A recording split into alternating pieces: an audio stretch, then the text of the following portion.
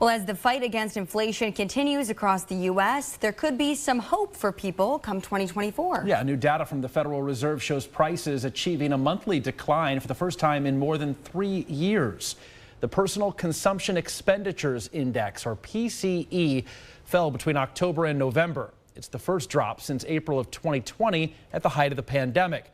We're also seeing lower gas prices and cheaper goods, but prices are still 2.6% higher than this time last year.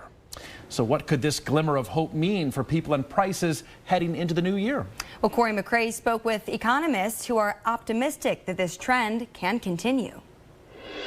A sign of progress. Last month, for the first time since April of 2020, prices fell on a monthly basis, and at the same time, consumer spending surpassed expectations. On top of all that, Americans are actually making more. Importantly, incomes are growing faster than inflation, so we expect this to continue into the new year as well. The core price index is the Fed preferred inflation measuring tool, which excludes volatile food and energy prices. That index shows prices were 2.6% higher from this time a year ago, but yet a lower rate of inflation.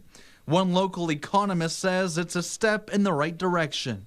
Over the pandemic, we were at kind of really high levels of inflation, 8% or so, and the Fed usually gets nervous when we get above 2.5%, 3%. Badowski says the Fed has been trying to raise interest rates in an attempt to stave off inflation, and that a drop in interest rates will be the true test of a continuing trend. As long as everything else remains constant, we're going to start to see maybe potentially interest rates lowering a little bit to help people who want to buy more expensive things like houses and cars.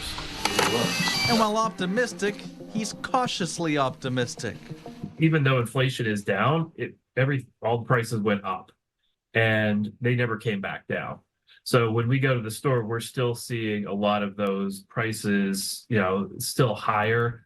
People's wages didn't increase by all that much. With more local news, I'm McCrae.